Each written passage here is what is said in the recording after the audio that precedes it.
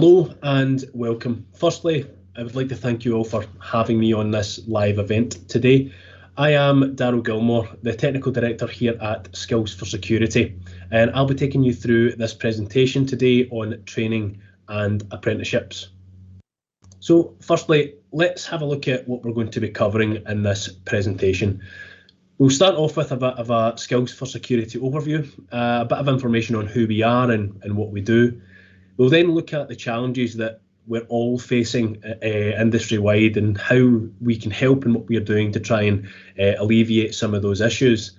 We'll then look at the FES breakdown, of the Fire, Emergency and Security Systems Apprenticeship breakdown, as well as the other offerings that we provide as a business, both apprenticeships and commercial training.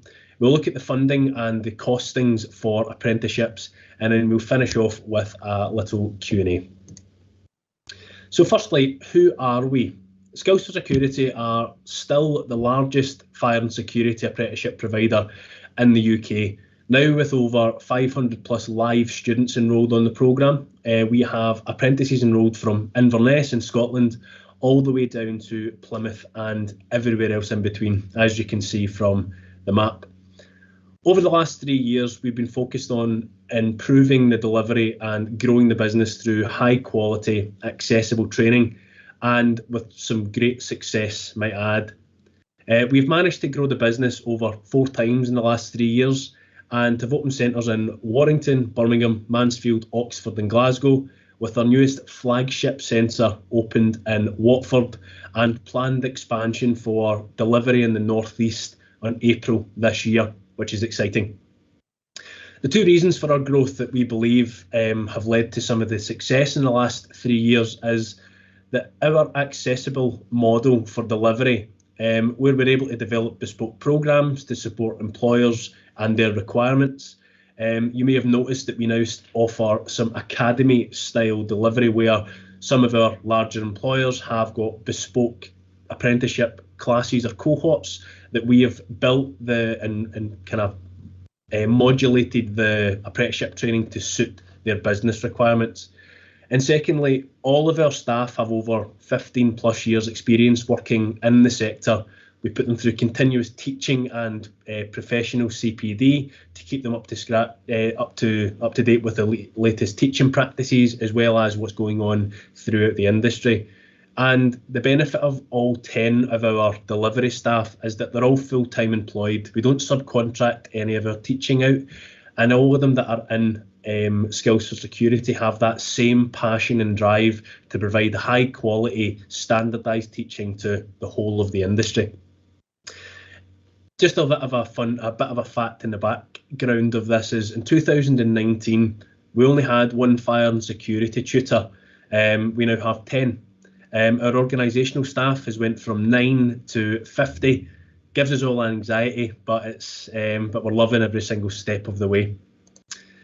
So moving on to some challenges that we all face within the sector, and there's obviously a number of challenges that you face as employers on a day-to-day basis, and these challenges are typically related to training, development, accessibility to local training providers, and of course the growing skill shortages where no one can seem to get their hands on any sort of staff. Now, what we are facing is a skills crisis now rather than a skills shortage. Recruitment and retention challenges across the board are causing headaches for companies like yourselves. Plus, young people just aren't being attracted to this sector. We're not choosing this sector as a career path of choice. And over the next couple of slides, we'll look at firstly why apprenticeships, and then we'll address each of those points as we go through and really try and lay out the groundwork that we're trying to do as we go through and address some of these challenges and issues. Now, why apprentices? Why apprenticeships? And I'm sure I don't need to tell you why apprenticeships are important for your business. There are tons of internal reasons why you would want to recruit apprenticeships or apprentices for your businesses and workforces. Making those individuals feel valued, developing your own workforce, succession planning, and so on and so on. But there is a bigger reason why we push apprenticeships industry-wide, and it's now becoming more important than ever. There's a current skills shortage within the fire and security sector of around 30,000 shortfall of engineers. Now, I am sure that you all can resonate with that, for the fact that it's almost like a Premier League of buying and selling engineers at the moment. Every manager, every business owner that we speak to is feeling this pinch, not being able to successfully resource their works and retain that staff. Now, organisations are reporting an increase on subcontractor usage due to this, where their estimates between anywhere of 30% up to 70% of work being completed is being completed by subcontractors. Now, this obviously brings its own challenges, where we're increasing our overall costs, but decreasing that quality of work. And a lot of the companies that we have been speaking to having to return to sites just to rectify some of the works that contractors have left behind. In recent studies, the sector recruits circa about 100,000 people into the fire and security sector across multiple different roles, turning over about £10 billion per annum. However, there are only about 1,200 apprentices to that staff ratio across the whole of the UK, which is 1%. Which means that realistically, to reduce that skills gap and eradicate the current issues, it's going to take us 25 years to be able to reduce that skills shortage or to eliminate it completely. Now, that's before we start talking about the legislative changes, recent events that have led to more of awareness of fire and security systems. Now, the government are expecting this to get worse. And if we compare this to the likes of the electrical industry, for example, they have a ratio of about 5% of employees to apprenticeships or apprentices, whereas in the fire and security sector, we currently operate on 1. Now, that then gives us a 5 times growth in our apprenticeship activity just to bring ourselves in line with the electrical sector. Now, there's some potential there, but we all need to get on board and buy into the idea of bringing on apprentices to serve our business. Now, for talking sakes, let's say we took on 5,000 apprentices enrolling each year. The skill shortage would be rectified in a short number of years. And as mentioned, it's only going to get worse. And if we don't act, it will continue to spiral and the resourcing becomes even worse as we go through these years. The overall skill shortage for the engineering disciplines in the UK is expected to reach a 265,000 shortfall just in the next 3 years. Us at Skills for Security, based on research and conversations with customers, a very healthy and successful business model can be built around a 10% ratio of apprentice to employee. That's not to say that all of these apprentices need to be fire, emergency and security system technicians. That is just an apprenticeship balance. Now, whether that is back of house or front of house managerial or supervisor staff or your technical staff on the ground, 10% is an achievable and can be quite a successful ratio. And if we manage to hit that, 3 years roughly would be our cap, and this current situation would be dealt with very, very swiftly. Now, how are we helping? So access to training is a major driving force in what Skills are trying to achieve. We believe that no one should be disadvantaged by having to travel for hours and hours to reach a local training provider, or having employers put off from taking apprentices on due to logistics in their situ from a training provision. Now, with sites across the UK, as mentioned before, in Warrington, Birmingham, Oxford, Nottingham, Watford and Scotland, with our newest edition of Middlesbrough coming April of this year, we are aiming to make that training accessible for all of those who need it. We do have a strong belief that we don't want to disadvantage anyone having to find or travel or get access to training, and that is what our business model has been based around, and it's been successful so far.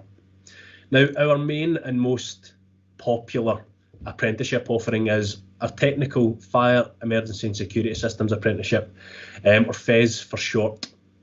We deliver this face-to-face in all of the centres that we just discussed, And we also have a couple of other apprenticeship provisions that we do offer, two in which fall under our physical security, being Security First Line Manager apprenticeships and our Security Officer Services apprenticeship. With growing numbers and interest on our physical apprenticeships due to legislative changes, is becoming all the more popular. Now, one sector of our apprenticeships that we have seen huge uptrend in are our business studies.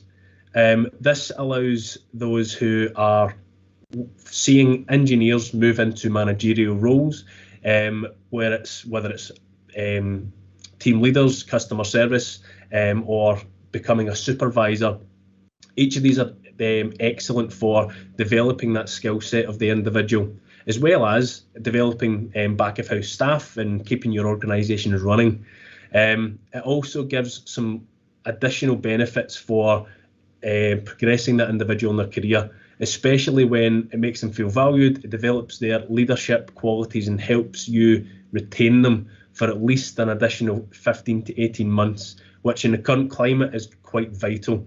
But you as an employer benefit from that as well, and having that more competent level of staff.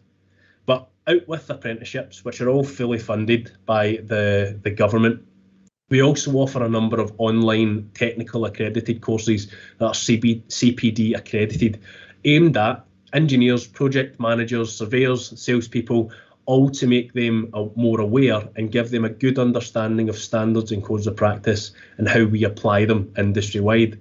As well as we offer practical training courses at most of the centres that we've already discussed. And this is where your on the ground staff can benefit from upskilling, where they may only be familiar with one or two of the disciplines that we cover within the fire, emergency and security systems industry, as well as where they're maybe not familiar or feeling confident with working and operating in those systems. We can also utilise them for streamlining your overall business functions and resourcing, especially when you think if you've got an engineer in the Northeast only knows fire, but you have potentially other customers within the area that require a different level of service from different disciplines. We are able to engage with yourselves, create and develop a programme that would be fit for purpose for your business. And then moving on to that, if there was a requirement and a need, then work with us. If you have a specific business function, business need, or a new contract that's been taken on, we can work together in tandem to create and design a bespoke delivery programme that would train your staff relevant to your business needs and functions. Now, recruitment services and how we can try and bring those young people back into the industry and raise some awareness. We are looking at ways in which we can differentiate or diversify our offerings to employers, not just on the teaching. We offer a free recruitment service targeted at trying to find the right candidate that fits your business. Now, what we would do in this case is provide you with a CV template. You would fill in your prerequisites, and then we would post that CV, or we would post that job advert on the government's apprenticeship websites and on Indeed. We would then do the legwork to make sure that the individuals that we send you meet your prerequisites, giving you that streamlined approach so that you're not having to spend hours sifting through CVs and potentially not finding the right candidate. We also have a funding management service where, why would you want to waste your valuable time learning a different process, having a different login, when we could do that for you? Now, the funding management service would be for accessing your digital account, accessing your funding, whether it's via levy or whether it's via government funding. And the way in which we would do it is, with your permissions, we would manage that payment service between yourselves and the training provider. And if you wanted to keep all in-house, we would be more than happy to schedule that time to train up your relevant staff. And then we also have our traineeships. Now, putting you in touch with those already interested within the fire and security sector is a huge help. Getting the interest of those individuals who have already went through a few weeks of awareness of fire and security, a base level introduction to what the apprenticeship is, the longevity and the retention of that individual in your business. What we have seen over the last 12 months of running it is massively increased. So making that fire and security engineer a career of choice, what we've discussed there on apprenticeships is, or traineeships, is our initiative of 16 to 18-year-olds. It's a 14-week programme. We bring them into Skills for Security. These individuals are not employed or full-time employed. We put them through their functional skills, which is a mandatory requirement of all advanced level 3 apprenticeships in the UK. And then we also put them out on a 3-week work placement with those companies like yourselves that want to be involved. Gives you a chance to try before you hire and see if that individual fits your business. We're also looking at a traineeship expansion, which is aimed at 19-year-old plus. Now, this is a different demographic of individuals, those that have likely got a driving licence, those that have likely done some form of further education or held a form of job. Now, what we do is we bring them in for a 5-week full-time course, again, going through that base level information on what the fire and security sector is, teaching them how to wire provisional devices and interconnections, and then again, a 1-week work placement with your organisation to see if that person fits with your business. And at the end of it, if you offer them a job, then fantastic. We have great links with local schools and educational institutions, and that is ever growing, especially as we start moving into different areas of the country. We set that precedence with the local schools and educational institutions and get a good relationship. The reason for this is to try and raise awareness of what we do as a fire and security sector and the career opportunities that all of these individuals have of pursuing a career with this industry. And then lastly, we are competition organising partners for the national and international World Skills UK. Now, World Skills UK are a competition organisation aimed at showcasing the best of the best in an apprenticeship or training throughout the UK. Now, there is competitions for everything, whether it's hairdressing, whether it's forensic science. And then in 2019, we'd done our first ever security competition within the World Skills UK cycle. And as of 2021, we then introduced our fire systems apprenticeship challenge in there as well. There is now 2 tandem competitions running nationally that gives us that reach into, again, more colleges and educational institutions to raise awareness for our industry and hope to then reduce that overall skills crisis that we are currently facing. Now, let's have a quick overview of the Fire, Emergency and Security Systems apprenticeship. It is a fully accredited level 3. The fully accredited level 3 apprenticeship now brings us in line with the rest of the advanced technical apprenticeships in the UK. Whether you are an electrician, heating and plumbing engineer, we now sit on that same level. It is a 3-year apprenticeship, 3-year technical based apprenticeship, where we do it and deliver it on a block release basis. Your students will come to ourselves for 1 week every 8 weeks, and we stagger the development of that programme to kind of reflect what those individuals would be doing on site with their responsibilities and so on. We do it as a multidisciplined apprenticeship, not to say that it would work better for a fire-only pathway, which we offer for the apprenticeship, or a security-only pathway for the apprenticeship, depending on your business needs. But multidisciplined is where we aim this at, to try and bring more talent and more flexibility with the working of our engineers into the sector. And we cover everything from design, installation, testing, commissioning, maintenance, and audits of systems in a real life scenario with our purpose-built facilities across the country. Now, as mentioned, it's a 3-year technical apprenticeship. We do it on block attendance, and it is 6 blocks per year. The block attendance, we give the full year's attendance cycle in advance, to allow you to break down and schedule that time for your apprentice to come to one of our centres.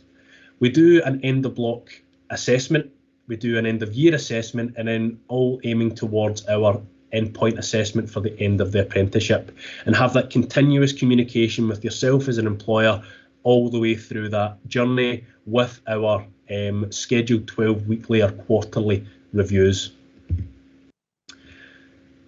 Throughout the apprenticeship programme, all of the learners will get an ECS apprenticeship card. Within passing the apprenticeship gives them that opportunity to apply for their ECS Gold card or Technician's card. We do and have a full-time functional skills tutor and employed by Skills for Security. And what this allows us to do is, rather than being a training provider that outsources the maths and English teaching, we bring it all in-house to make sure that no learner's disadvantaged. We have a fantastic learning support network where any students that may have learning support needs are supported throughout their journey. Regular skill scans, which are fed directly back to you as an employer, giving live feedback and updates so that you're kept in the loop of the education and journey of your apprentice.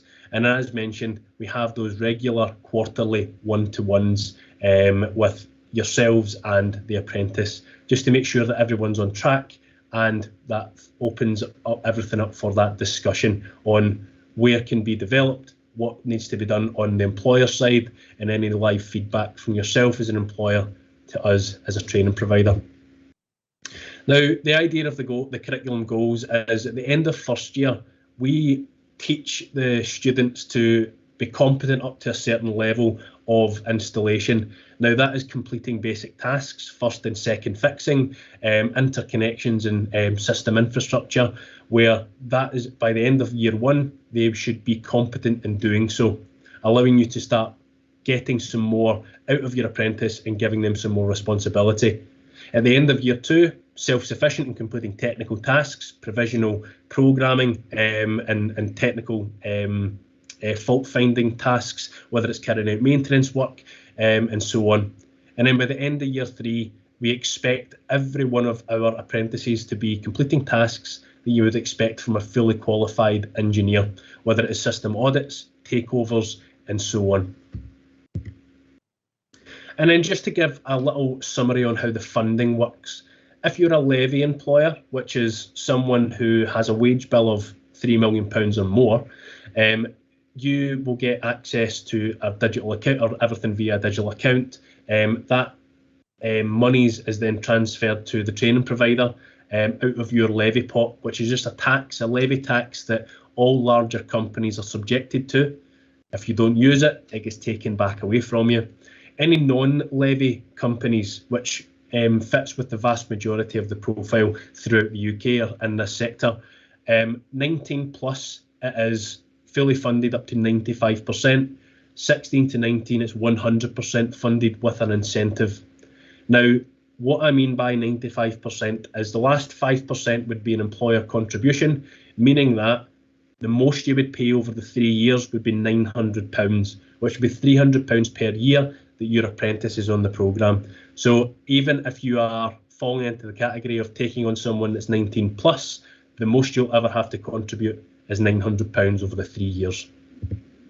Now, I hope you found this interesting, and I hope it's been informative enough. If there's any further questions for myself or any of our team, please reach out on the contact details provided on the screen, and hope to hear from all of you soon. Thank you very much.